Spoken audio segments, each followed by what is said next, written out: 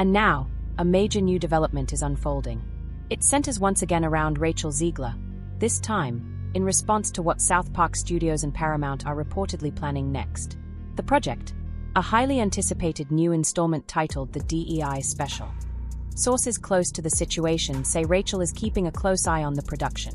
After everything that's happened, her attitude towards South Park and its parent company has noticeably hardened. She's not just concerned, she's reportedly furious. Why? Because insiders claim the upcoming special might not only revisit themes from the original parody but could double down, poking at everything from corporate diversity efforts to Hollywood's obsession with performative progress. If true, it could reignite the controversy all over again. And this time, Rachel might not stay silent. You check under the bed and make sure there's no Disney executives under there. Oh, not again. Yeah, only this time, it wasn't just me. They were taking all my favorite people and replacing them with diverse women complaining about the pay. Nothing has brought me greater joy than watching the Walt Disney Company absolutely panic over the last few weeks. They're mad at South Park because they're making fun of their woke ideologies, constantly race swapping or religion swapping everything in their movies. Dude, school is going to be so awesome today. I had explosive diarrhea all night. I like big boobs. Oh, hamburgers. How does this even make any sense? It makes perfect sense. I think the problem is you. What an idiot I've been as a young person in this industry who has no filter and no idea what she's doing. And if you disagree with this sentiment, I don't need your business. I don't need your business. Thanks. The last time I had the dream, I was walking down the school hallway, and that's when I started to notice that something's wrong. Everyone I cared about has been systematically replaced. And finally, I want to scream, and I'm like, why are they replacing every single character with someone who is diverse? But then Kenny's like, it's not our fault, it's because of Kathleen Kennedy. But then Kathleen Kennedy says like, make it more lame. And everyone in town is like, no, please, Kathleen Kennedy, stop ruining everything. But Kathleen Kennedy has put another woman in it, make it more. And the Disney stock just keeps going down and down and down. And then Bob Iger is all like, no, what's going on with my stock? No, make it more lame. That is exactly what they're doing. And that is why we hate the diversity, equity, and inclusion casting and writing in movies. I don't need your business. Thanks. They thought it was just another joke, another wild, over-the-top episode of South Park, loud, irreverent, and completely absurd. But this time, the punchline landed like a nuclear bomb. Within hours, the internet was ablaze. Within days, Hollywood was in full-blown chaos.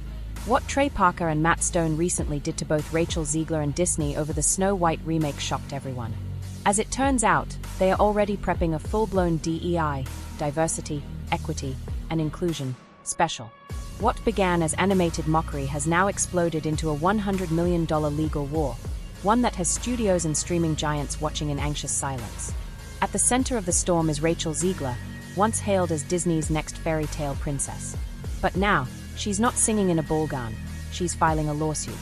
And this isn't about just damages, she's going straight for the throat. Her target, the kings of satire themselves, the creators of South Park. This isn't just celebrity drama or another petty Hollywood feud. This is a high-stakes clash that could redefine the boundaries between comedy and defamation, parody and personal attack. And it all started with a cartoon. But this wasn't just any edgy cartoon. It was a full frontal collision between satire and stardom, a brutal takedown of Hollywood's image machine by two creators who built an empire mocking the rich and powerful.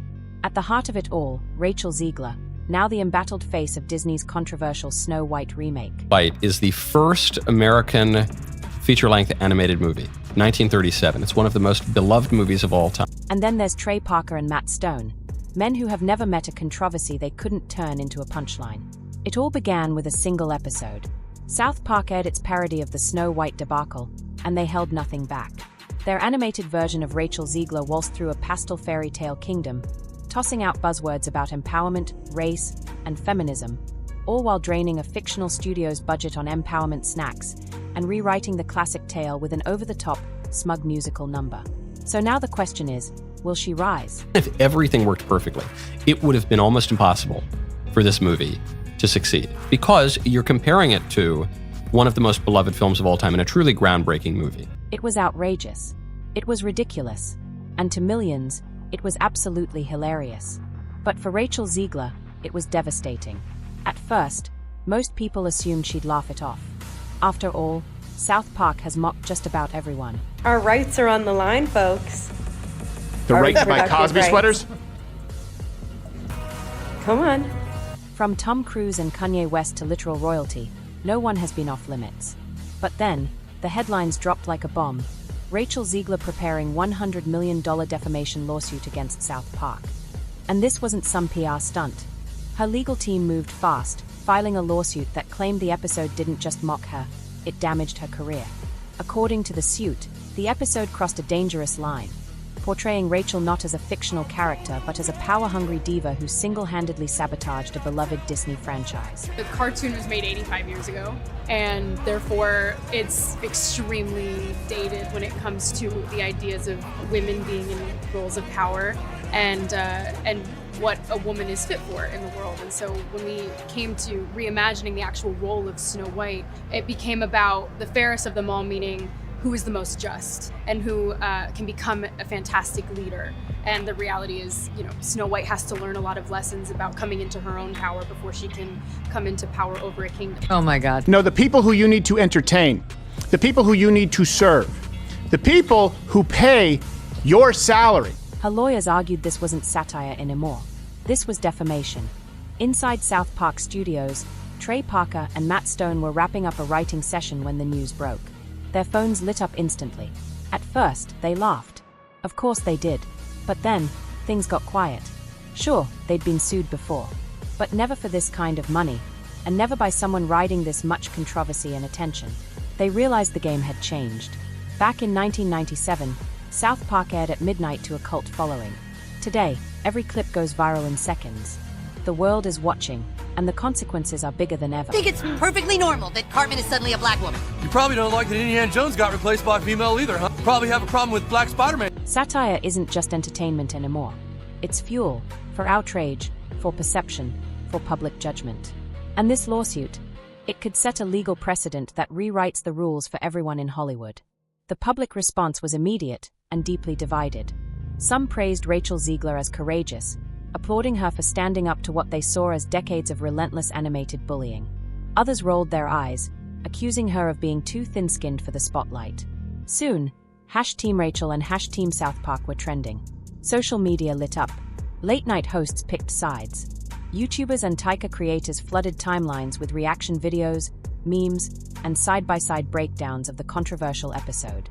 But beneath all the noise, one massive question echoed louder and louder. Could a joke really be worth $100 million? According to Rachel's legal team, the answer is yes. They argued the episode damaged her professional reputation. That after the parody aired, multiple studios backed away, some allegedly pulling casting offers altogether. One studio exec reportedly said they'd wait until the controversy dies down.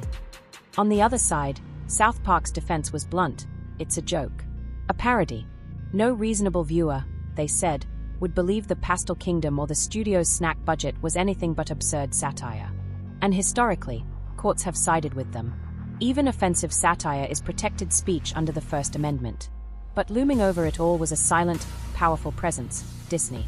Though not named in the lawsuit, insiders say the Mouse House was watching every moment unfold, worried that a courtroom showdown might accidentally expose the behind-the-scenes chaos that plagued the Snow White reboot. Sorry that the Snow White movie sucked, guys. I'm sorry. I'm not sorry at all. That we forced, basically, as a company, Daily Wire forced Snow White into production again. If the court subpoenaed internal documents, production notes, emails, even test screening footage, it could all be scrutinized. And that terrified some in Hollywood. Because what if South Park's parody wasn't just satire? What if it hit a little too close to the truth? Behind the scenes, Trey Parker and Matt Stone were reportedly itching to do what they do best, turn the chaos into comedy. Another episode, another takedown, another line crossed. This started with the movie star Rachel Ziegler, who I believe would be categorized as a loudmouth villain. Rumors swirled. Alleged early drafts featured puppet judges, parody courtroom drama, and even a musical number titled Sue Me Gently. But this time, their legal team slammed on the brakes. Any new joke, they warned, could be used against them in court. So, for the first time in a long time, Trey and Matt stayed silent. Meanwhile, Rachel Ziegler launched a carefully planned PR campaign. She appeared on late-night talk shows, tearfully recounting the emotional toll of becoming a viral punchline. She said she respected satire, but this went too far. Some viewers saw sincerity in her vulnerability. Others, they just doubled down on the meme. An actor You don't get to dictate anything. You don't get to dictate if a film actually happens. You don't get to dictate when it is shot, how it is shot, if you can ever speak about it to the public. You are simply just there to show up and say your lines and look the way they want you to look. That is our job. Eventually, the case went to trial, but it felt more like a Hollywood premiere than a courtroom battle. Reporters swarmed the courthouse. Protesters and fans clashed outside, waving signs and shouting slogans. #Justice for Rachel faced off against #Free South Park. Inside, things got serious. Rachel's legal team played clips from the episode, arguing that younger audiences, especially online, couldn't tell parody from reality. They accused the show of character assassination, plain and simple. Trey and Matt took the stand. They didn't deny chasing controversy. They didn't deny pushing limits. But they did deny malice. "We chase absurdity," Matt Stone said. "If people think that's real, that's a cultural problem, not a creative one."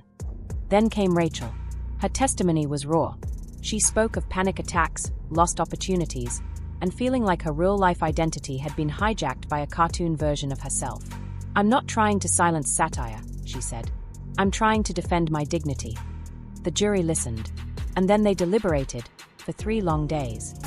God forbid a woman dream about true love. We're all just sitting around here, maybe I could be president one day. I hate that. I just want to be president. That screams Disney princess. Oh my God, I'm literally getting enraged. Once again, I feel like I'm back in 2022. And then, the verdict. Not liable. While the court acknowledged the emotional toll on Rachel Ziegler, it ultimately ruled that the episode was protected satire under the First Amendment. The jokes, the court said, may have been harsh, even cruel, but cruelty is not defamation. Outside the courthouse, Rachel gave a brief, composed statement. She thanked her supporters and vowed to keep advocating for respectful storytelling. As for Trey and Matt, they offered just 6 words: "We're going back to work." And they meant it. Rachel pivoted toward indie cinema, landing a gritty, critically acclaimed drama that reminded the world, yes, she can act. South Park returned in full force, with an episode that didn't name names but made its message loud and clear. It opened with a cheeky line: "To anyone who's ever wanted to sue us, thanks for watching." The plot: a fantasy kingdom ruled by enchanted lawyers and censorship goblins. It was ridiculous. It was brilliant. And more than that, it was a statement. Because this wasn't just a lawsuit over a cartoon. It was a cultural reckoning. A moment where free speech, celebrity image, and viral outrage collided in a courtroom. It forced Hollywood to ask a question it's still wrestling with. When does satire stop being funny, and who gets to decide? For Rachel, it was a defining chapter. One that didn't end with a legal win, but made her stronger, more grounded, more respected. For South Park, it was a wake-up call. A reminder that being the world's most fearless cartoon comes with consequences. And for the rest of us, it was a warning: in the age of outrage, even a joke can change everything.